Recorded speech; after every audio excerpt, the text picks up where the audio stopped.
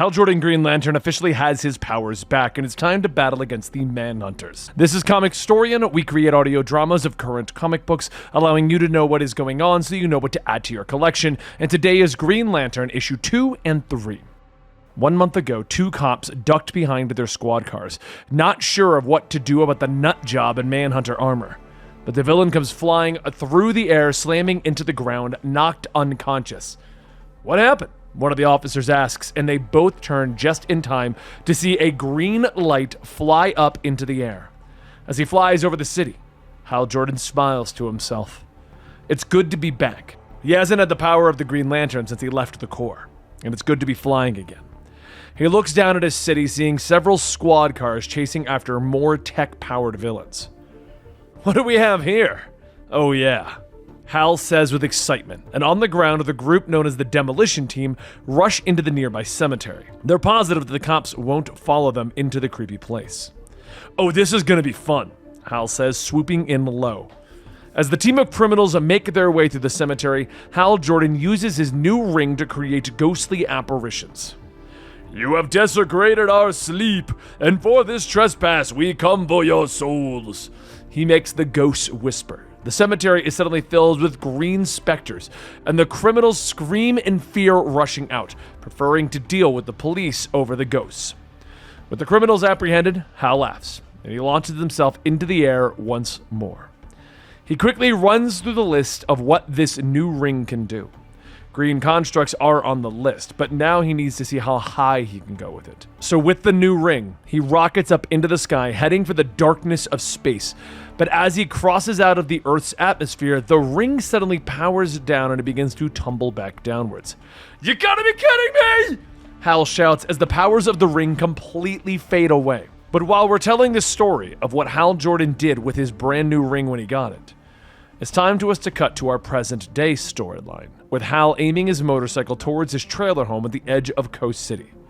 He walks through the doorway and he's greeted by a large pink alien sitting on one of the lawn chairs with a drink. Hey Pooza, welcome home, Kilowog tells him, living on Earth with Hal. Hal sits next to him and he takes an offered drink. The two begin to talk about the recent events, and Hal Jordan questions whether it was a good idea to quit the Corps. I say this with a lot of love, Jordan. Quit whining. I've seen ring slingers come and go. I ain't never seen nobody like you. You fashioned a ring from an old manhunter out of sheer will. You're telling me someone that can do that can't find a way to make it work down here. Hal sighs, and he leans back in his chair, looking up at the stars far overhead. Maybe you're right, Kilowog. Kilowog nods, taking another drink. Of course I'm right. I'm always right. By the way, this dew of the mountain tastes like Andorian puddle water. The next day, Hal has already gotten his new job. He works at Ferris Airways again, and he greets Carol Ferris as Ferris Air's newest first officer in her private jet. I wanted to welcome you aboard. We're all fueled up and ready to go, ma'am, he says with a big smile as she approaches with her fiancé. She's shocked since she had fired him as a test pilot the previous morning. How? You were in the mailroom. What are you doing here? She demands, but Hal smiles, explaining that he simply moved up through the company in the span of a day. She stares at him in disbelief before her fiancé coughs. I'm sorry, Hal, this is Nathan, Carol says in embarrassment. Everyone boards the plane and they all take off for Carol's meeting with the Pentagon. In the middle of the flight, Hal slips away from the cockpit to try and talk to Carol while he locks Nathan in the bathroom with the power of his new ring. Carol wants nothing to do with him, pointing out the fact that Nathan is a nice guy that never ditched her to go superheroing. Hal tries to point out that he is a nice guy, but then they're interrupted when they're suddenly attacked by the nightmarish forces of insomnia. At this point, here's a note from Benny, the narrator for the story, but this jumps over to the Night Terrors storyline, which Hal Jordan has almost nothing to do with. So they all go to sleep. They're gonna wake up in a minute. We cut back in time to 1 month ago, when Hal had just gotten his brand new Green Lantern ring. He tumbles through the air, falling back to the Earth after going too far into space with the new ring. As he gets closer, he concentrates, and the ring suddenly powers up right before he hits the ground. Slowly, he floats back up into the air. All right, that was intense, he says quietly to himself, landing softly, taking a moment to collect himself. He looks down at the ring, running through the list of things that it can't do. Alright, no AI to translate, powers downward ahead into space. What kind of ring are you? He wonders, and he begins to run through some tests, making constructs and seeing if he can change the shape and colors of them. There doesn't seem to be any more issues, so he once again leaps into the air. Interesting times, Jordan. Interesting times, he says quietly to himself as he flies away. But now we go back to the current day, back to Coast City. One of the city's massive skyscrapers shines in the afternoon light. Inside, a massive door for one of the main offices is kicked in, throwing a secretary to the ground. Knock, knock, Sinestro says as he walks into the room, the CEO stepping out from behind the desk, glaring at Sinestro.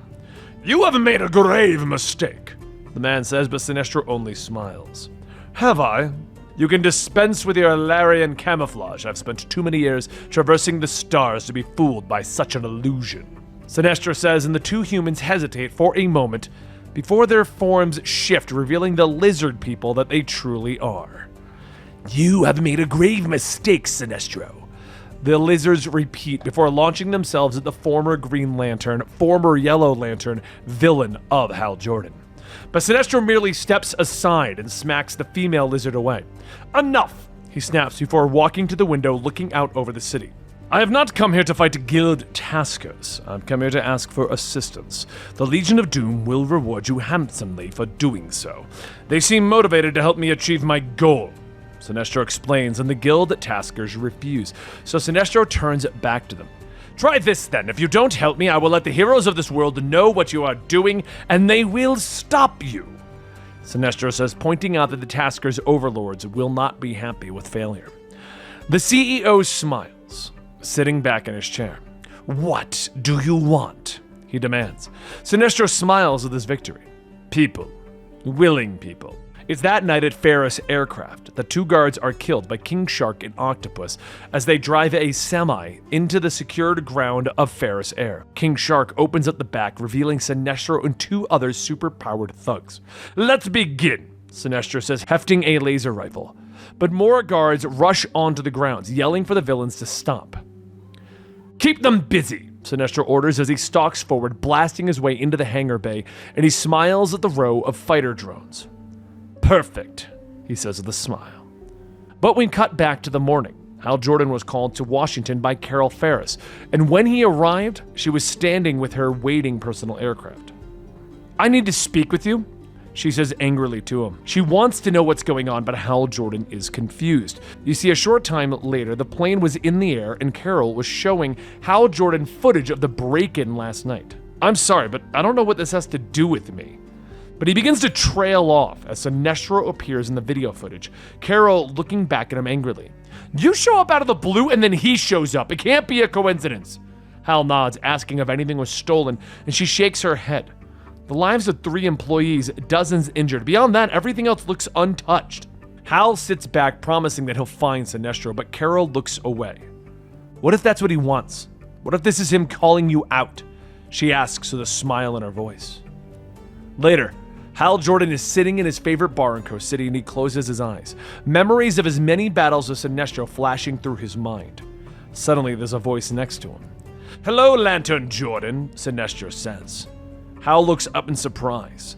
I believe you've been looking for me, Sinestro says with a smile.